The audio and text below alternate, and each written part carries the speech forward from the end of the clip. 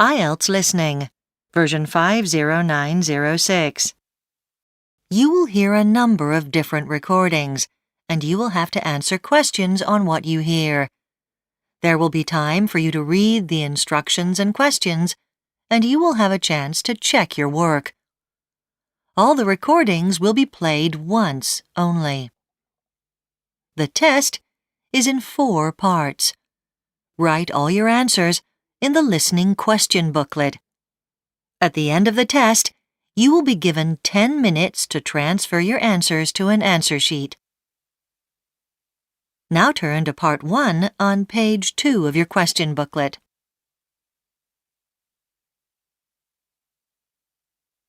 Part 1. You will hear a conversation between an assistant in a post office and a customer who needs to send a package overseas. First, you have some time to look at questions 1 to 8.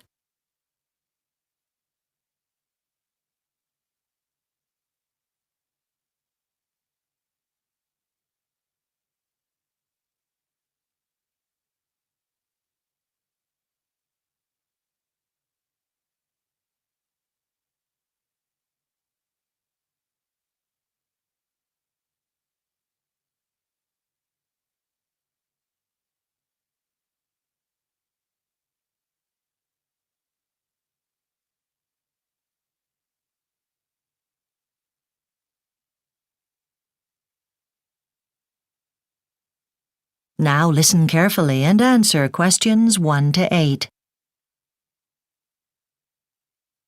Hello, can I help you? Yes, I'd like to send this package to the USA urgently, but I'm not sure what the best way of sending it is. Well, first of all, when does it need to get there? Well, it's Tuesday today. It's absolutely got to be there by Friday.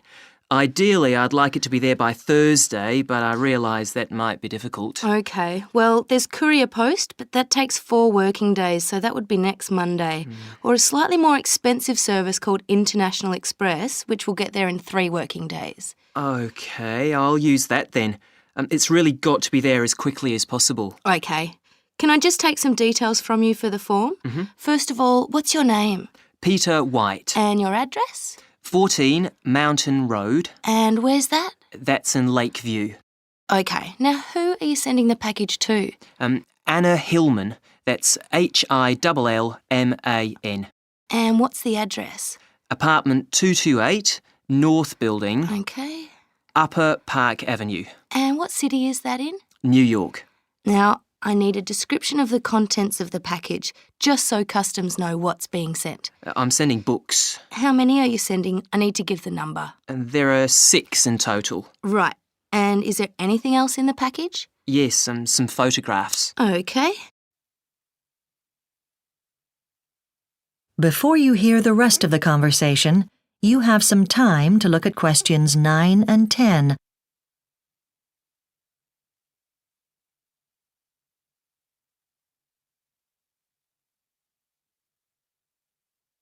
Now listen and answer questions 9 and 10. Now, would you like to insure the contents? It might be a good idea. All right. Now, can we just weigh the package and I'll tell you how much it's going to cost? Here you are. It's heavy. It's just over 4 kilos, so let's see, that's going to be $98 altogether. Will I be able to get a receipt with that? Yes, of course. Now, if the package gets lost, you should contact us as soon as possible. It's very unusual for anything to go missing, but just in case, your receipt has an ID code on it which we will need to be able to trace the package. Right. So will I also need to bring in the receipt and the delivery form to you if it does get lost? No, you can just give us a call with the ID code, okay? Now, is there anything else I can help you with? No, that's all. Thanks for your help. That is the end of Part 1. You now have 1 minute to check your answers to Part 1.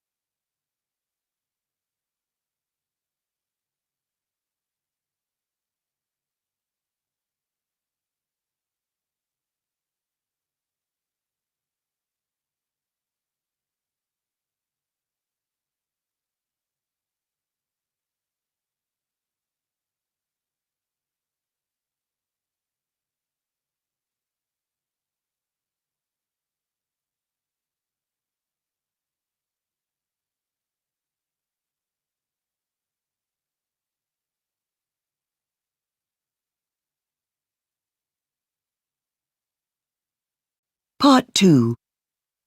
You will hear a man called Rob Schaefer, who is the general manager of a new hotel, talking about the hotel to members of the public on the opening day.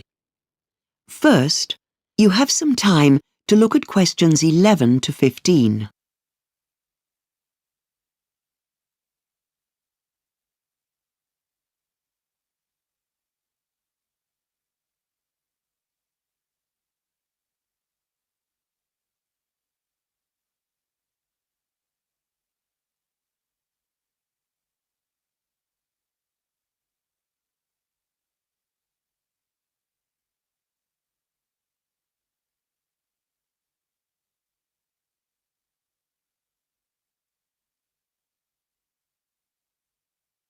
Now listen carefully and answer questions 11 to 15. Well, let's get started. I want to thank you all for coming along to the opening of the Montana Resort Hotel. My name's Rob Schaefer, and I'm the general manager here. We're very glad so many of you have come along to see the beautiful facilities we have here at the hotel. We feel we're exceptionally located, convenient for the city, but far enough from the flight path to and from the airport so that guests won't be disturbed and will be able to recharge their batteries in these uniquely peaceful surroundings. Firstly, the guest rooms.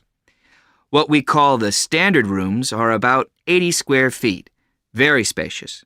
These come with one king-size bed or with 2 double beds and a refrigerator, and as far as price goes, they go up to $210 per room, but at the lower end of the range, you can get one for just $145. So these are very suitable for our more price-conscious guests. Then there are deluxe suites. These have a separate living room as well as the bedroom.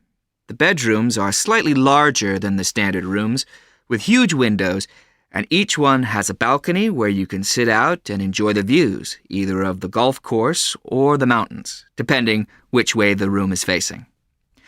We welcome families at the hotel. Extra beds for your room can be provided for young children at no extra cost, and that's true even in the summer. Also, we have some rooms that adjoin one another, with a door connecting them. We expect that these will attract parents who want to be able to check that their children are safe easily. All our guests can benefit from the fine dining opportunities in the hotel. In the grill room, guests can watch the flames fly as food is sizzled by the restaurant's master chefs, while the Pantheon restaurant has facilities for intimate dining or large dinners and a live jazz band that spices up the evenings from Thursday to Saturday. Finally, the Montana Cafe is open 24/7 for anything from a coffee or a sandwich to a more substantial meal. Before you hear the rest of the talk, you have some time to look at questions 16 to 20.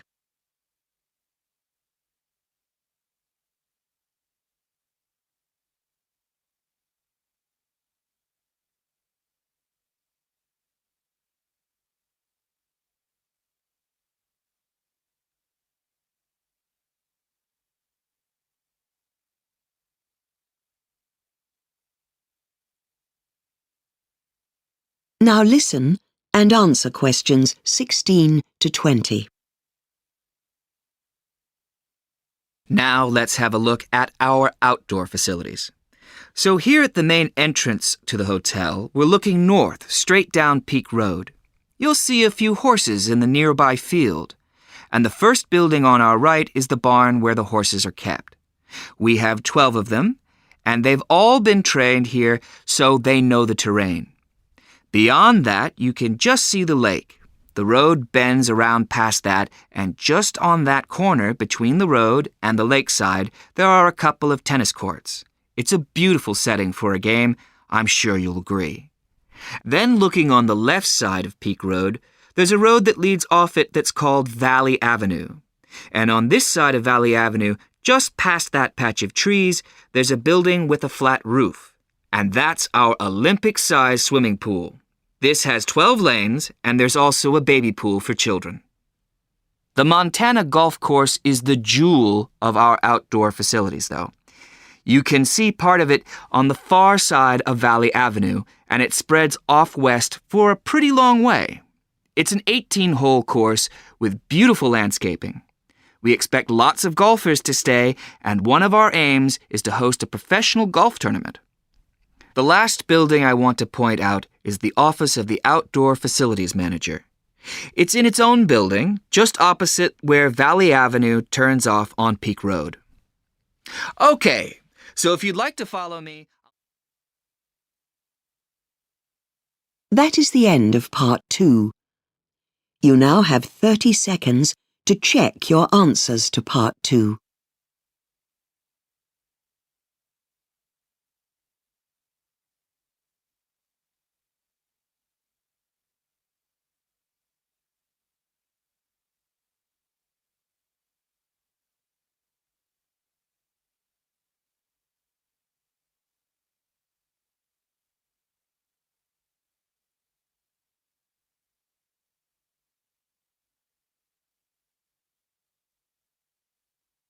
Part 3.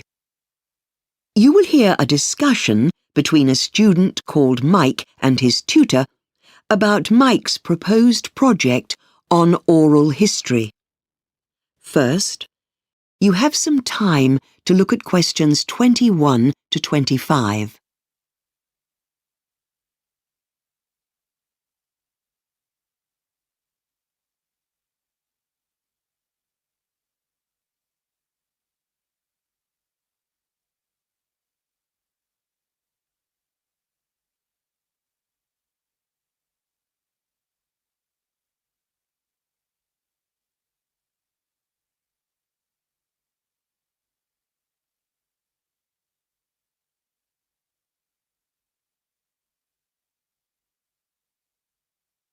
Now, listen carefully and answer questions 21 to 25.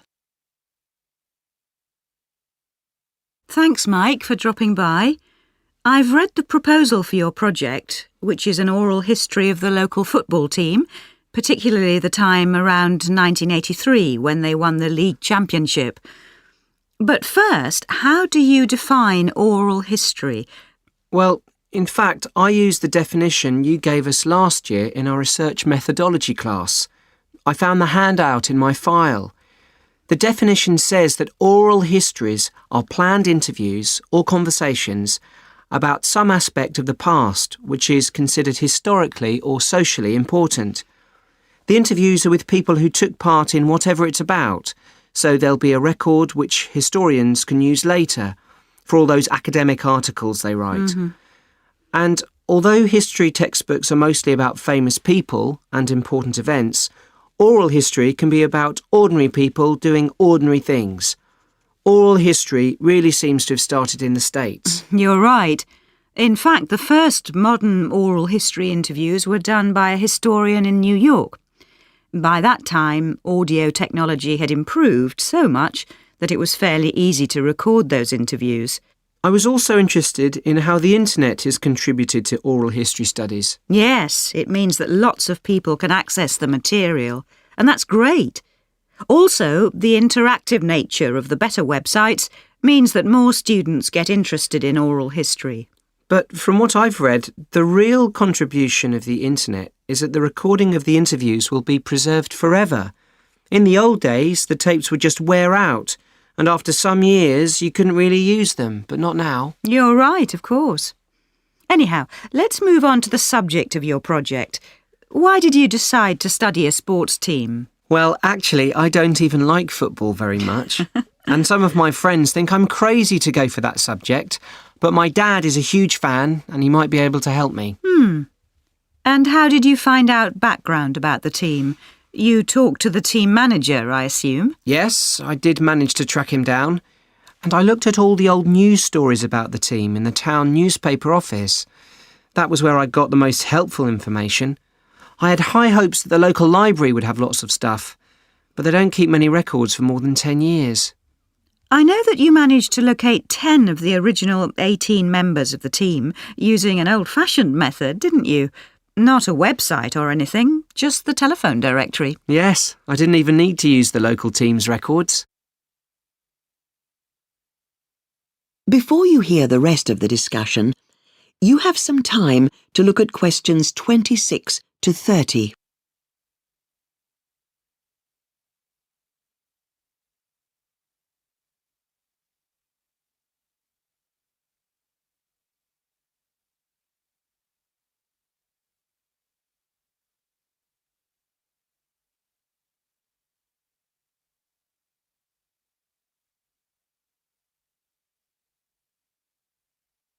Now listen and answer questions 26 to 30. OK, now I've read your proposal carefully. Overall, your plans seem excellent, but I want to discuss how you might improve them. Great. I've read through the list of questions you've drafted. I felt most of them are rather complex to be processed as oral questions. You don't have too many, which is good, but you should try to do something about that problem. Right. I'll work on them. And the time you've allotted for each interview. Actually, I think you may have scheduled too much time for each.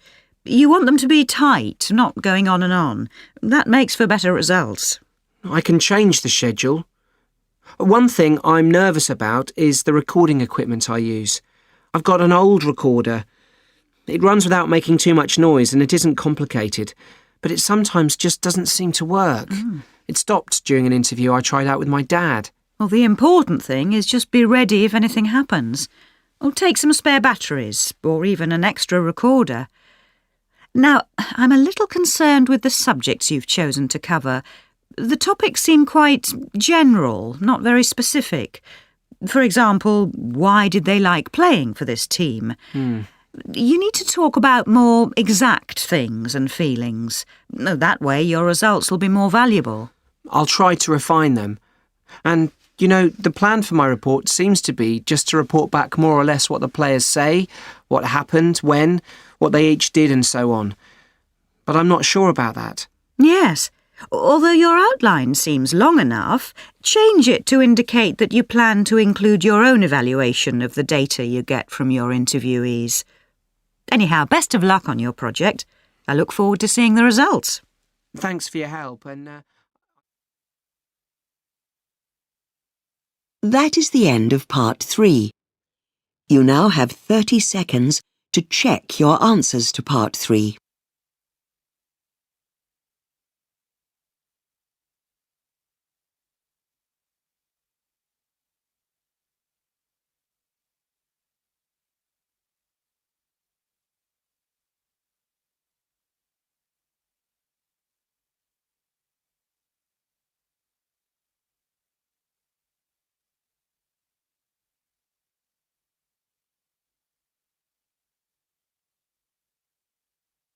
Part 4.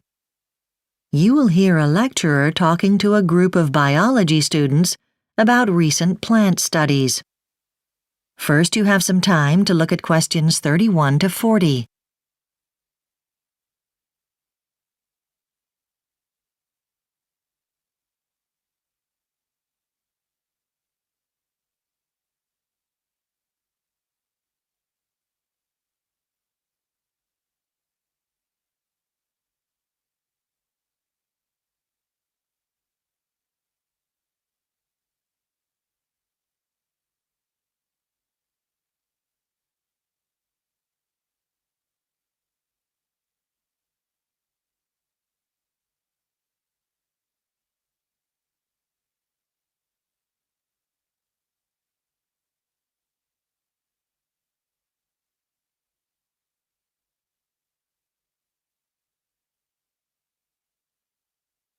Now listen carefully and answer questions 31 to 40.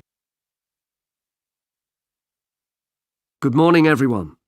In the last few weeks, we looked at ways in which different types of animals use their senses.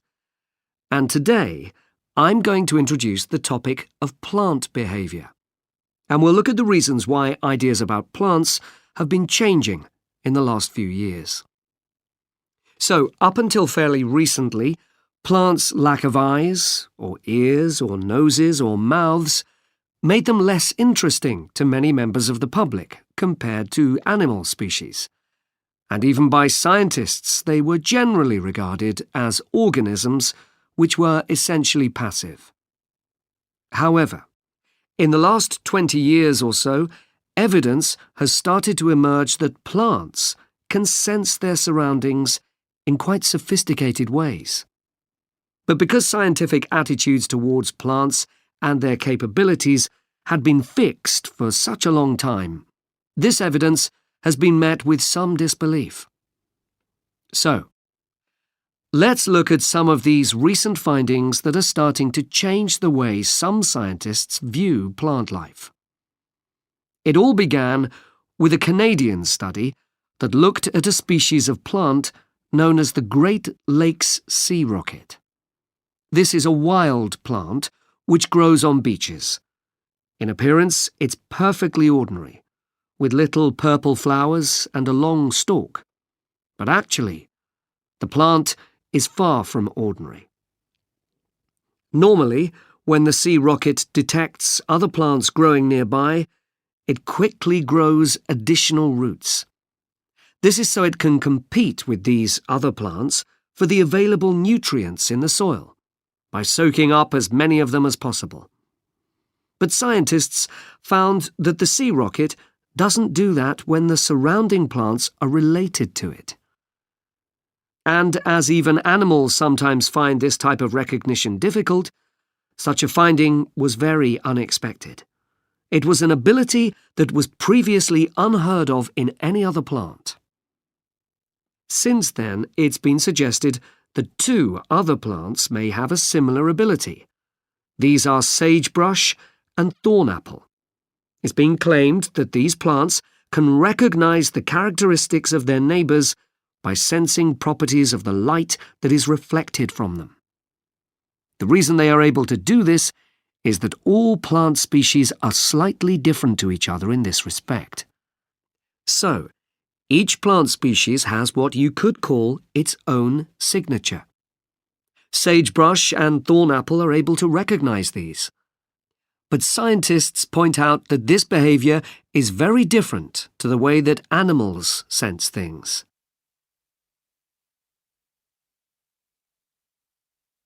Another type of plant which can sense things in its surroundings is the dodder plant. This plant is different to most other species because it doesn't have the ability to make sugar by converting nutrients from the soil. This means that as soon as the dodder has sprouted from a seed, it needs to find another plant in order to survive. In other words, it's a parasite. Dodders infest a variety of food crops around the world as they wrap themselves like string around their target plants, and the effect can be devastating for farmers. It's particularly damaging to alfalfa, as well as to potatoes and different varieties of citrus. At first, scientists were puzzled as to how the dodder knows which plants to prey on. But now they found that the plant can identify a suitable host by sensing the chemicals that other plants release into the soil and air. What really surprised researchers was how extremely quickly and accurately the dodder identifies a possible host.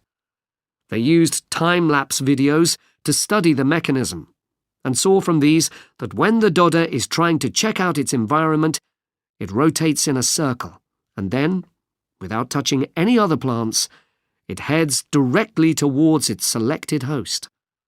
It could sense reliably which type of plant it would grow best on.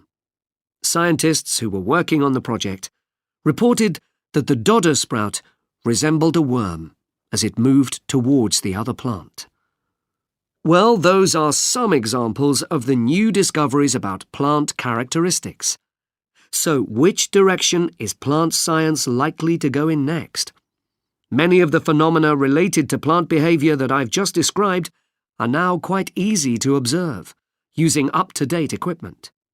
So, gradually, scientists are accepting the fact that plants are more capable than we used to believe.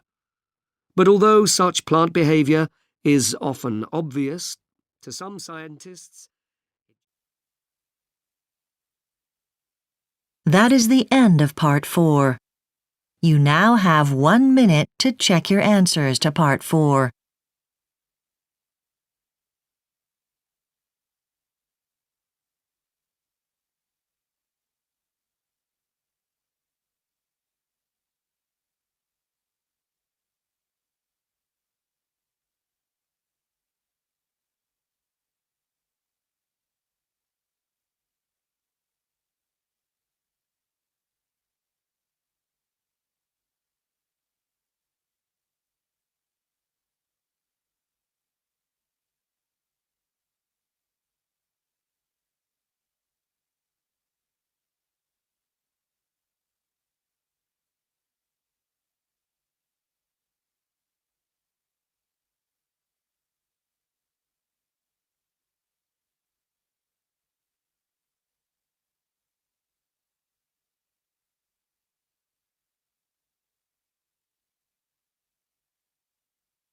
That is the end of the listening test.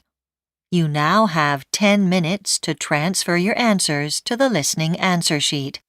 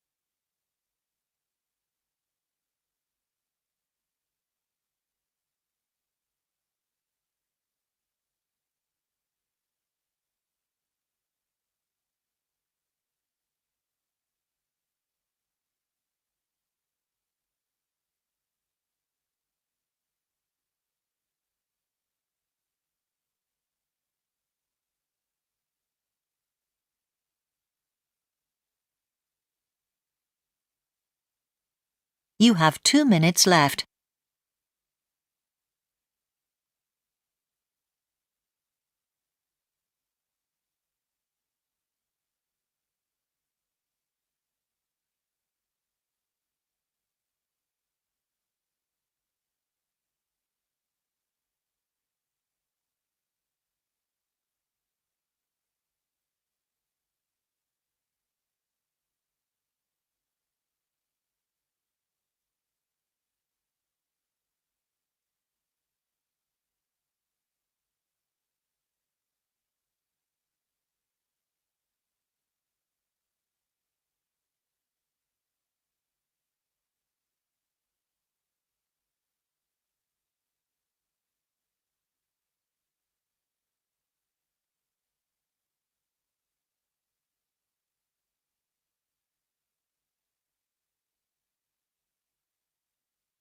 You have 1 minute left.